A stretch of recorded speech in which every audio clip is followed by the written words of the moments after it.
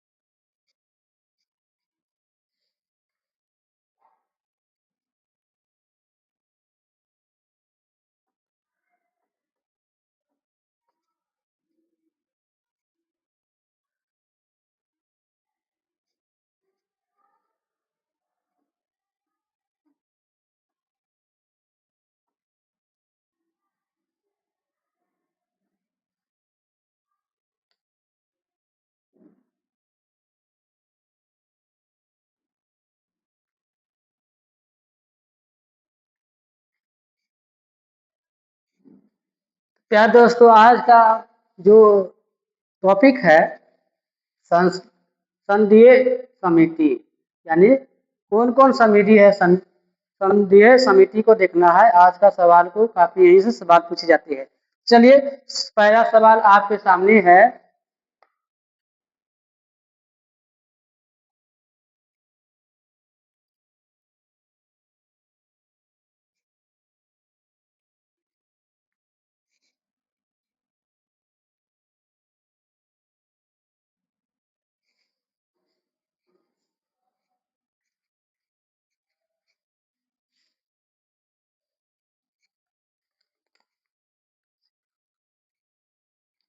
चलिए, पहला सवाल आपके सामने है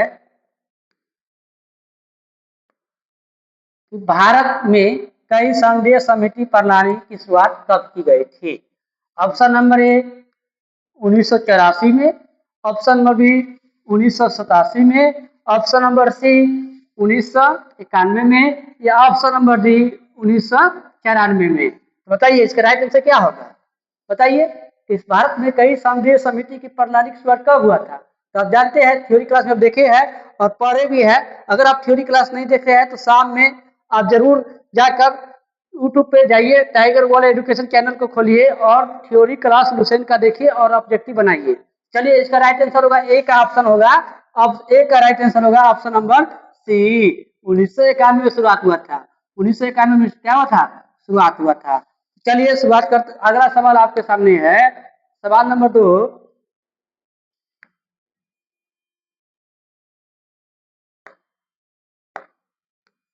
2 नंबर सवाल है कि भारत में संघीय समिति प्रणाली की शुरुआत निम्नलिखित में किस सिफारिश पर किया गया। ऑप्शन नंबर ए अस्कर समिति, ऑप्शन नंबर बी देवघर समिति, ऑप्शन नंबर सी संसद की नियम समिति या ऑप्शन नंबर डी संसद की अधीनस्थ विधान संबंधित समिति। तो इसका राइट आंसर होगा, 2 का राइट आंसर होगा option number C. Option number C, option number C, संसद के नियम समिति, संसद के नियम समिति। चलिए, अगला सवाल आपके सामने है।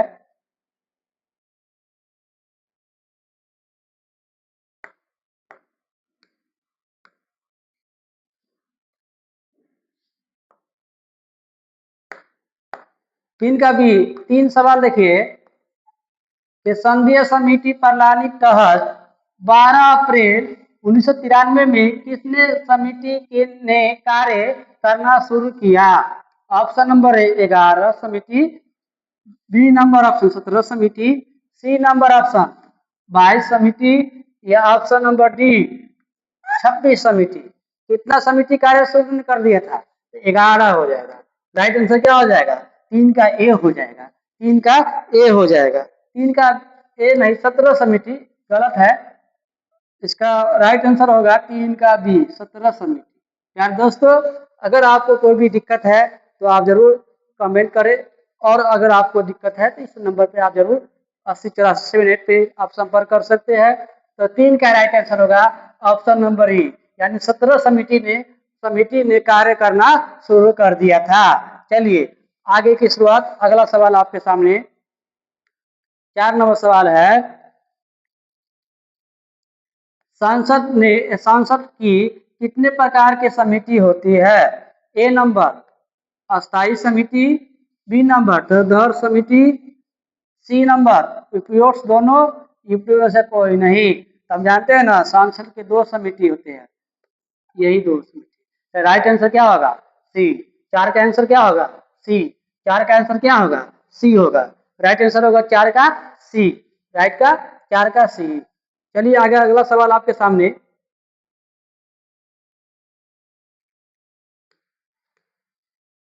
5 नंबर सवाल आपके सामने है, निम्नलिखित में कौन सा स्थायी समिति है? परिकलन समिति ऑप्शन नंबर बी, लोक लेखा समिति ऑप्शन नंबर सी, नियम समिति या इनमें से सभी। तब जानते हैं ना, अस्थायी समिति सभी है, परिकलन समिति भी है, नियम समिति भी है, लोक लेखा समिति भी है। तो 5 का उत्तर होगा right number option number D, इनमें से सभी आंसर सही होगा। परिकलन समिति भी है, नियम समिति भी है और लोक लेखा भी समिति भी है। चलिए अगला सवाल आपके सामने 6 नंबर सवाल है, निम्नलिखित में कौन सा तत्व समिति है? तो याचिका समिति, विशेष अधिकार समिति, ऑप्शन नंबर सी आवास समिति या ऑप्शन नंबर डी परवर समिति। तो इसका राइट आंसर होगा 6 का option number D, option number D परवर समिति। परवर समिति 6 का आंसर राइट आंसर होगा डी होगा।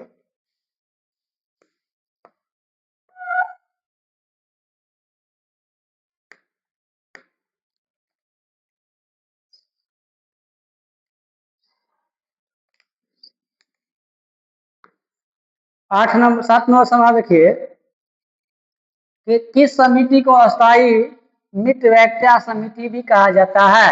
ऑप्शन नंबर ए परिकलन समिति, लोक लेखा समिति या नियम समिति या संयुक्त परवर समिति। तो ऑप्शन नंबर इसका राइट आंसर होगा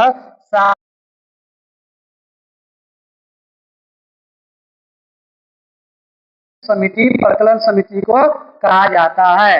8 नंबर सवाल, परिकलन समिति में कितने सदस्य होते हैं? तो परिकलन समिति में कितने सदस्य है? ऑप्शन नंबर ए 15, 22 या 30 या 45। तो इसका राइट आंसर होगा ऑप्शन नंबर 30 होगा आंसर। परिकलन समिति में कितने सदस्य होते हैं? 30 होते हैं। कितने होते हैं? 30 होते हैं। अगला सवाल आपके सामने है डिस्प्ले पे। सभी आदमी, आप अगर आपका उत्तर आता है तो आप जरूर कमेंट में लिखे, ए बी करके लिखे, ठीक है, कमेंट करें। 9 नंबर सवाल आपके सामने है, 30 सदस्य है, 30 सदस्यीय परिकलन समिति संसद किस सदन से समिति है? ए नंबर लोकसभा की, राज्यसभा की या लोक या राज्यपाल दोनों के, या इनमें से किसी भी सदन का नहीं। राइट आंसर होगा 9 का ए लोकसभा से। परिकलन समिति में 30 सदस्य होते हैं और 30 लोकसभा से होते हैं। 30 लोकसभा से होते हैं। 30 लोग क्या होते हैं? लोकसभा से होते हैं। तो 9 का आंसर होगा, 9 का आंसर होगा ए लोकसभा। चलिए 10 नंबर सवाल आपका। 10 नंबर सवाल है, निम्नलिखित में से कौन सा एक सबसे बड़ी संघीय समिति है? लोक लेखा समिति, प्रकलन समिति या सरकारी उपक्रम समिति या याचिका समिति? इसका राइट आंसर होगा 10 का बी यानी प्रकलन समिति। प्रकलन समिति में 30 सदस्य होते हैं और 30 लोकसभा से आते हैं। 30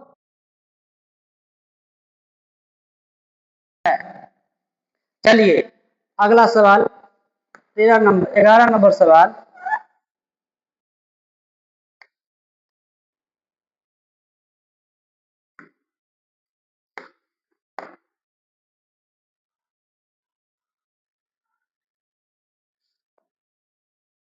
प्रकलन समिति 11वां सवाल है। 11 सवाल है कि प्रकलन समिति का क्या कार्य होता है? ए नंबर अर्थव्यवस्था में संगठन या प्रशासनिक सुधारों के तरीके पर प्रतिवेदन प्रस्तुत करना, या बी देश की आर्थिक स्थिति और संसद में आर्थिक सर्वेक्षण प्रस्तुत करना, या ऑप्शन नंबर सी संसद में प्रकलन के प्रयुक्त करने के प्रारूप में विषय पर सिफारिश करना, या इनमें से डी नंबर या ए बी दोनों? तो इसका राइट आंसर होगा 11 के डी यानी पी भी होगा और सी भी होगा। इसका 11 के डी होगा। 11 के डी होगा राइट आंसर। अगला सवाल आपके सामने है।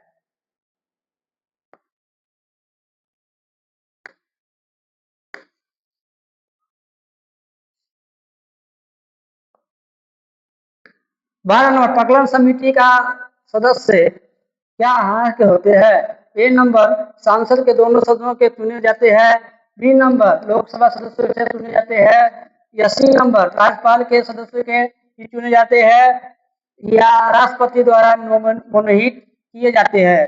तो इसका राइट आंसर होगा ऑप्शन नंबर बी यानी 12 के बी हो गए। 12 के क्या होगा? बी आंसर होगा। राइट आंसर क्या होगा? बी होगा। यानी प्रकलन समिति के लोग सदस्य जो होते हैं 30 सदस्य होते हैं और 30 लोकसभा से होते हैं। ठीक है। 13 नंबर सवाल आपके सामने है। निम्नलिखित में से कौन समिति कौन सी है जिसमें राज्यसभा के कोई सदस्य नहीं होता है? तो इसका राइट आंसर होगा ऑप्शन नंबर ए प्रकलन समिति। ऑप्शन नंबर ए सार्वजनिक समिति लोकसभा के। तो इसका ऑप्शन नंबर हो जाएगा 13 के डी हो जाएगा सार्वजनिक उपकरण समिति। सार्वजनिक उपकरण समिति। तो चलिए 13 नंबर सवाल अभी तक हो गया है। अब बताइए कि 13 में आपका कितना नंबर आया? बताइए 13 सवालों में आपका कितना सही हुआ? सभी आदमी अपना स्कोर लिखकर दीजिए, लिखकर भेज दीजिए, कमेंट में शेयर कीजिए, वीडियो को लाइक शेयर जरूर करें ताकि आने वाले एग्जाम के लिए सबसे पहले हम आप लोग का नोटिफिकेशन डालेंगे तो एग्जाम में काफी फायदे करेंगे। चलिए 14 नंबर सवाल आपके सामने है।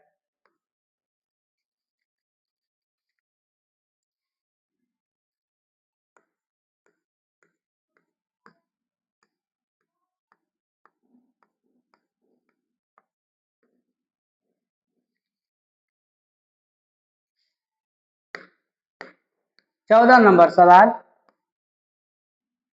निम्नलिखित में से सांसद के वह स्थायी समिति कौन सी है जिसमें राज्यसभा के सदस्य शामिल नहीं होते हैं? ए नंबर लोक लेखा समिति, बी प्रकलन समिति, या सरकारी उपक्रम समिति, या डी सरकारी बीमा समिति? इसका राइट आंसर होगा 14 के बी हो जाएगा प्रकलन समिति। इसका प्रकलन समिति में राज्यसभा का सदस्य नहीं होता है, यानी राइट आंसर होगा 14 के बी। 14 के बी होगा।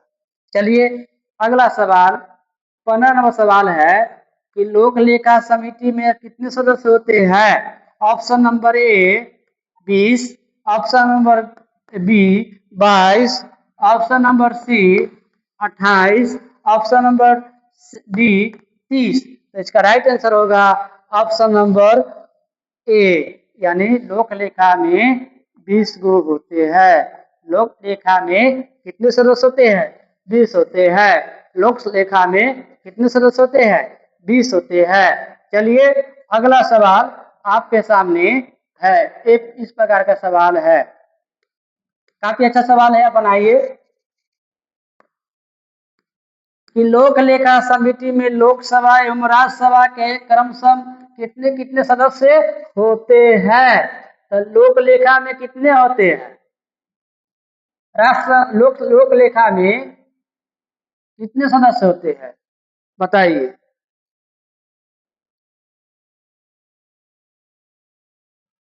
तो इसका राइट आंसर होगा ऑप्शन नंबर बी, 15 लोकसभा से या 10 आपका राज्यसभा से।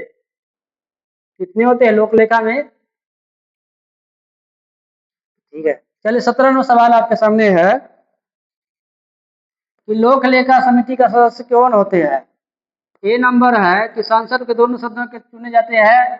बी नंबर लोकसभा के सदस्यों के में से ही चुने जाते हैं। या सी नंबर राज्यसभा राज्यसभा के सदस्यों में से ही चुने जाते हैं। या राष्ट्रपति द्वारा मनोनीत किया जाता है। 17 का राइट आंसर होगा राज्यसभा के सदस्य के में से ही चुने जाते हैं। ठीक है, अगला सवाल 18 नंबर सवाल है आपका।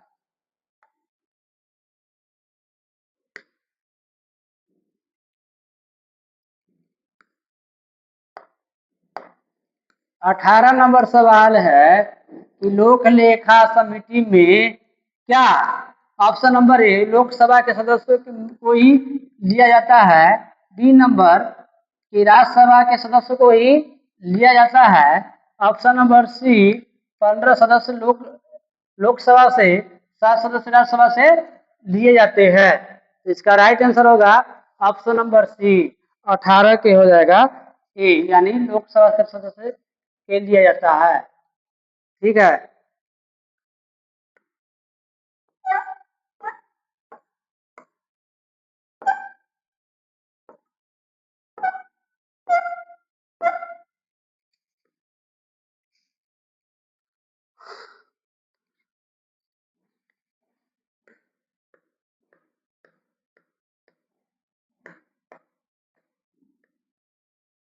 चलिए अगला सवाल।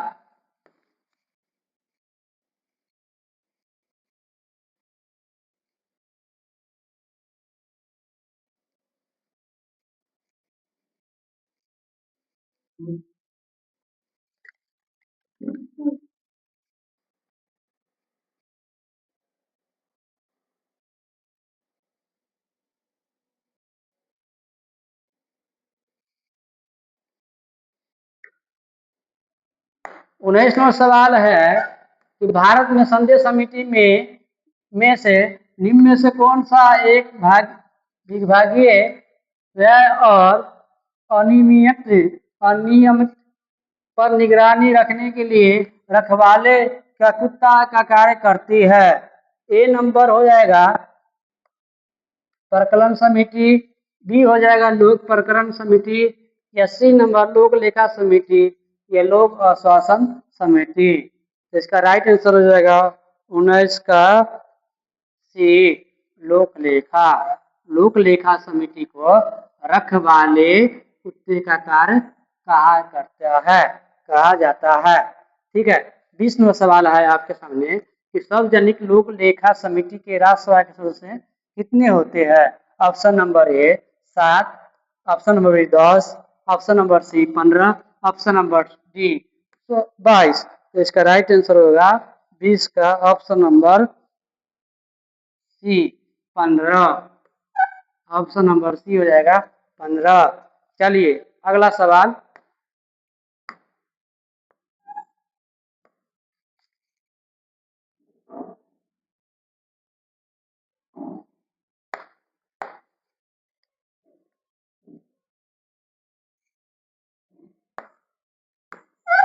भारत में नियंत्रण एवं बाल लेखा परीक्षक द्वारा प्रस्तुत प्रतिवेदन के आधार पर कौन सा समिति कार्य करता है? ए नंबर प्रकलन समिति, बी नंबर लोक लेखा समिति, सी नंबर विशेष अधिकार समिति, डी नंबर सरकारी उपक्रम समिति।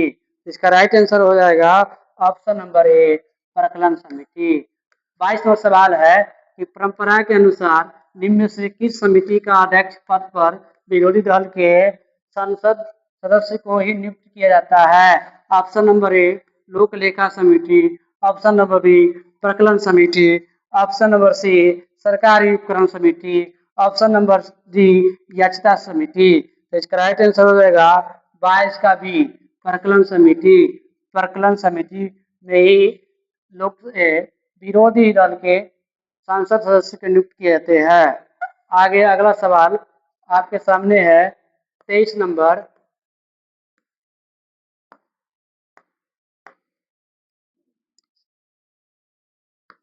23 नंबर सवाल आपके सामने है किस संघीय समिति के प्रकलन समिति को जुड़वा भवन कहा जाता है। ऑप्शन नंबर ए सरकारी उपक्रम समिति, बी नंबर नियम समिति, सी नंबर याचिका समिति, डी नंबर लोक लेखा समिति। तो इसका राइट आंसर हो जाएगा ऑप्शन नंबर ए सरकारी उपक्रम समिति। सरकारी उपक्रम समिति।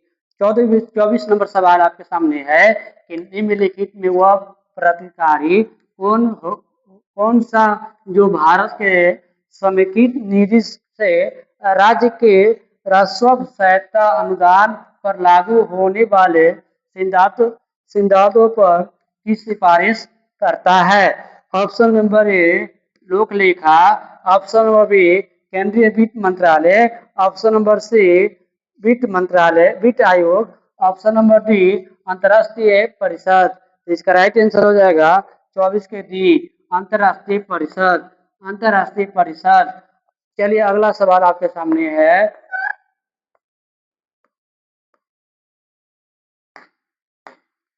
25 नंबर सवाल है कि संसद की कौन सा समिति नियंत्रण व महालेखा परीक्षक इस रिपोर्ट को प्रतिवेदन की समीक्षा करती है। ऑप्शन नंबर ए सार्वजनिक संतान समिति, प्रकलन समिति या सामान्य उद्देश्य समिति या लोक लेखा समिति। तो इसका राइट आंसर होगा 25 का ए सार्वजनिक। 25 का राइट आंसर हो जाएगा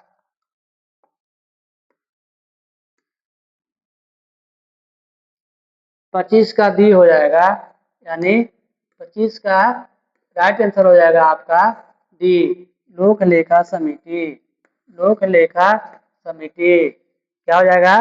लोक लेखा हो जाएगा। 25 का राइट आंसर हो जाएगा आपका लोक लेखा समिति। लोक लेखा समिति। 26 नंबर सवाल है कि निम्नलिखित में कौन सा विषयगत समिति है। ऑप्शन नंबर ए कृषि समिति, पर्यावरण या वन समिति या विज्ञान या प्रौद्योगिकी समिति, उपयोग सभी। 26 का राइट आंसर हो जाएगा 26 का राइट आंसर हो जाएगा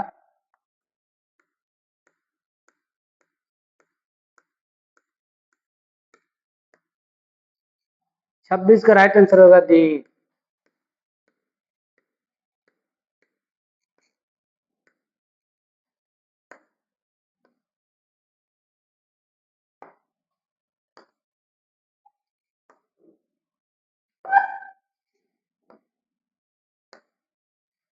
छब्बीस का राइट आंसर हो जाएगा आपका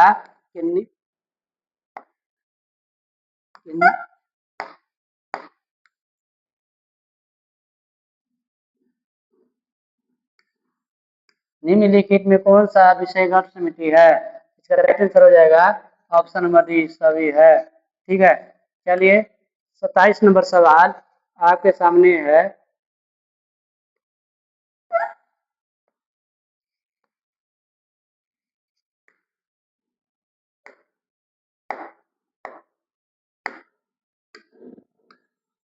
निम्नलिखित में किस समिति में लोकसभा 15 और राज्यसभा सदस्य 7 सदस्य होते हैं। ए नंबर सरकारी उपक्रम समिति, लोक लेखा समिति या विज्ञान प्रौद्योगिकी समिति, सभी।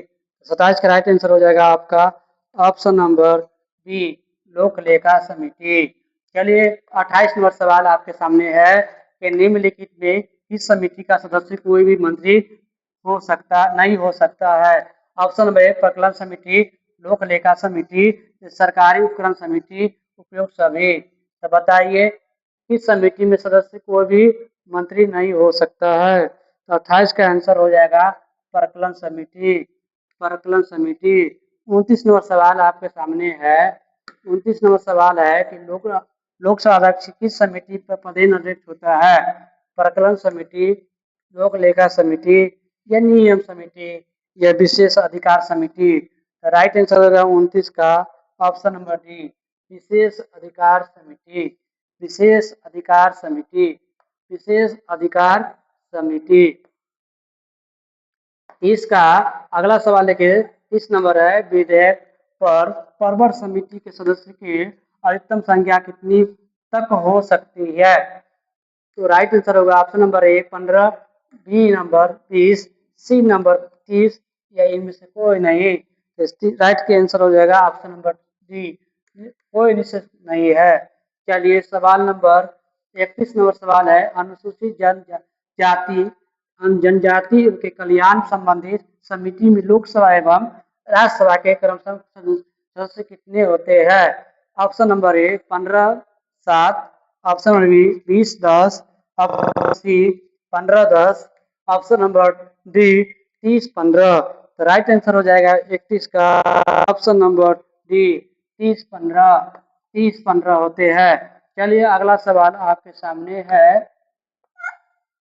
अगला सवाल आपके सामने है 32 नंबर के संसद समिति के सदस्य क्या होते हैं? तो आंसर हो जाएगा राष्ट्रपति द्वारा नामांकित किए जाते हैं, संसद के विभिन्न दलों से नेता द्वारा नामांकित किए जाते हैं, ये प्रधानमंत्री द्वारा नियुक्त किए जाते हैं। इसका राइट आंसर होगा 32 का option number C. Option number C, right answer हो जाएगा ऑप्शन नंबर सी। चलिए अगला सवाल आपके डिस्प्ले पे है, सवाल नंबर 33। 33 नंबर सवाल है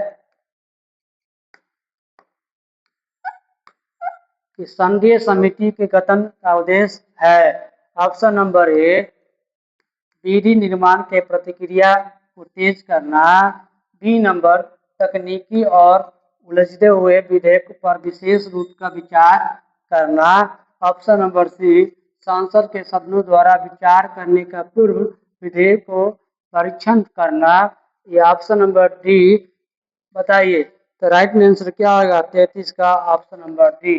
राइट आंसर होगा 33 का डी। 33 का डी। अगला सवाल आपके सामने है 34 नंबर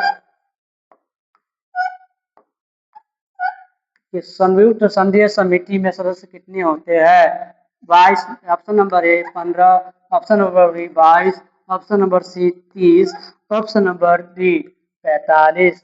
इसका राइट आंसर होगा 34 के बी 22 होते हैं। 22 होते हैं। चलिए अगला सवाल आपके सामने है 35 नंबर, संयुक्त संघीय समिति में लोकसभा एवं राज्यसभा के सदस्यों की संख्या क्रमशः क्या होता है? Option number A 30, 15, option number B 15, 25, 20, option number C 35, 10, option number D 20, 20, 25। इसका राइट आंसर हो जाएगा 35 का डी 20, 25 होंगे। 25, 20, 25, 20 होंगे। चलिए अगला सवाल आपके डिस्प्ले पे 36 नंबर सवाल इस प्रकार है, समझिएगा ध्यान से। 36वां सवाल बोल रहा है कि कुल 17 संघीय समिति में से कितने समिति अध्यक्ष लोकसभा के सदस्य होते हैं? Option number A 8, B 10, option number C 11, option number D 13। तो इसका राइट आंसर हो जाएगा 36 का 13। ऑप्शन नंबर 36 का राइट आंसर हो जाएगा ऑप्शन नंबर 13। ऑप्शन नंबर 36 का हो जाएगा राइट आंसर 13 हो जाएगा।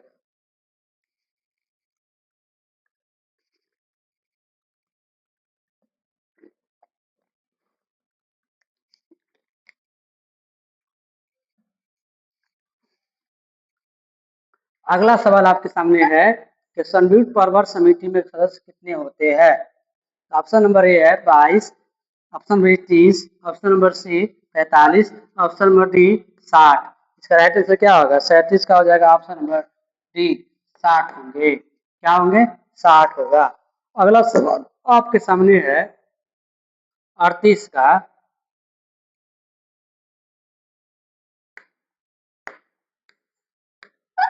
संयुक्त प्रवर समिति में लोकसभा में राज्यसभा के सदस्य की संख्या क्रमशः कितनी होती है?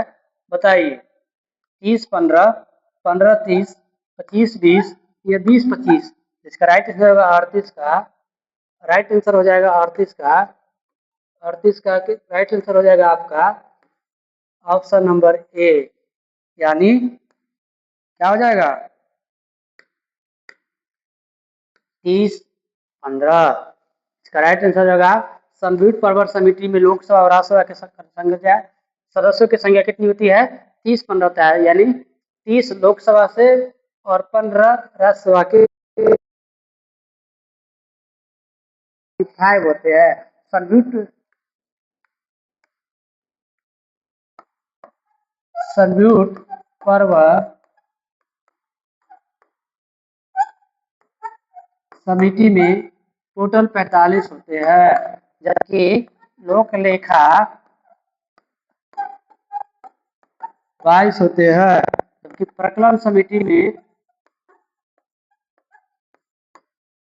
30 होते हैं और तो लोकसभा से होते हैं। 30 लोग कहाँ से होते हैं? और लोकसभा में होते हैं। लोक लेखा में 15 होते हैं आपका लोकसभा से और 7 होते हैं राज्यसभा से। परवर में संयुक्त में होते हैं 30 लोकसभा से, 15 हो जाते हैं आपका राज्यसभा से। तो चलिए अगला सवाल आपके सामने है 39 नंबर।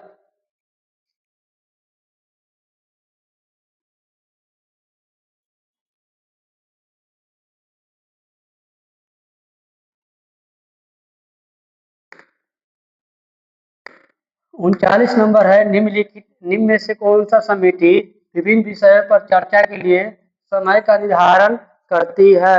ए नंबर प्रवर समिति, लोक लेखा समिति, प्रकलन समिति या कार्य सलाहकार समिति?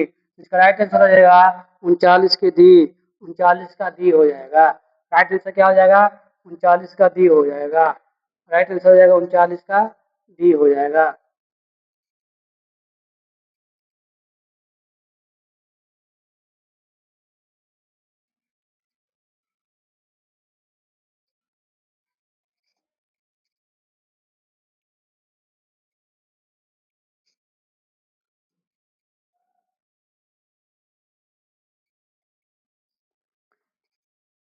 40 नंबर सवाल है आपके सामने कि लोक लेखा समिति अपनी रिपोर्ट प्रस्तुत किसको करती है? ए नंबर नियंत्रण एवं महालेखा परीक्षक को, बी नंबर लोकसभा अध्यक्ष को, सी नंबर संघीय मामले मंत्री को या डी नंबर राष्ट्रपति, भारत के राष्ट्रपति के? तो इसका राइट आंसर हो जाएगा लोकसभा के अध्यक्ष को। लोकसभा के अध्यक्ष को दिया जाता है। ठीक है। 41 नंबर सवाल है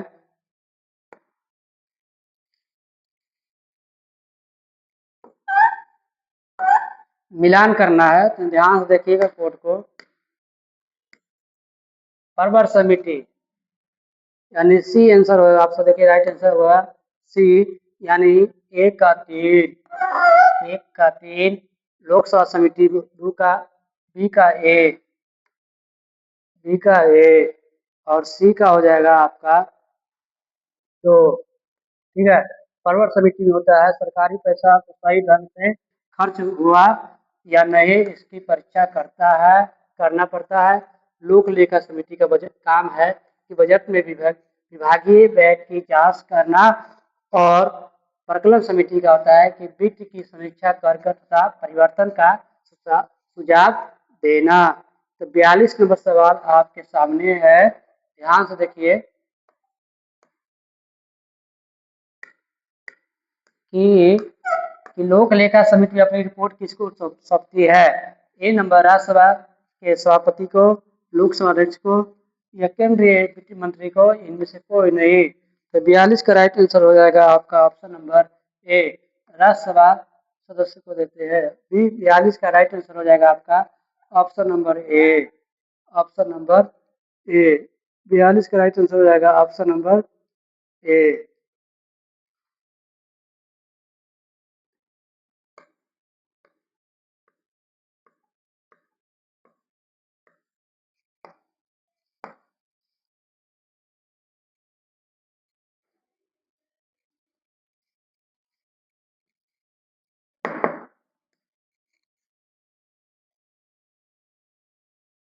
चवालीस नंबर सवाल है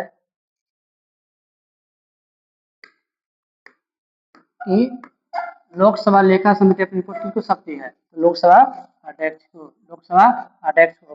43 नंबर सवाल है तो निम्न में से कौन सा सार्वजनिक व्यय के समझे नियंत्रण का अंग नहीं है? ए नंबर लोक लेखा समिति, भारत के नियंत्रण महालेखा परिकलन समिति या सरकार सार्वजनिक उपकरण समिति।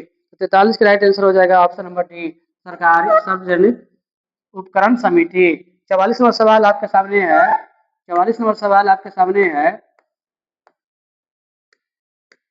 प्रकरण समिति के सदस्य कौन होते हैं? ए नंबर केवल लोकसभा के चुने जाते हैं, बी नंबर केवल राज्यसभा से चुने जाते हैं, सी नंबर लोकसभा और राज्यसभा के दोनों में चुने जाते हैं, डी नंबर लोकसभा के अध्यक्ष द्वारा नामित किए जाते हैं। इसका राइट आंसर नंबर 44 का ऑप्शन होगा ऑप्शन नंबर बी, केवल राज्यसभा से चुने जाते हैं।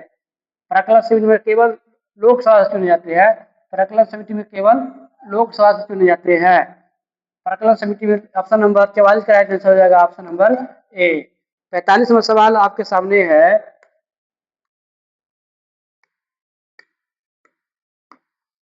भारतीय महानियंत्रक एवं महालेखक परीक्षक किसके लिए एक मित्र दर्शनीय और मार्गदर्शक के रूप में कार्य करता है? लोक लेखा समिति, प्रकलन समिति या वित्त मंत्रालय या लोक प्रकरण समिति।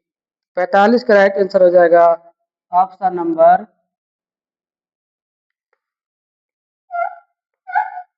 45 का ऑप्शन हो जाएगा आपका ऑप्शन नंबर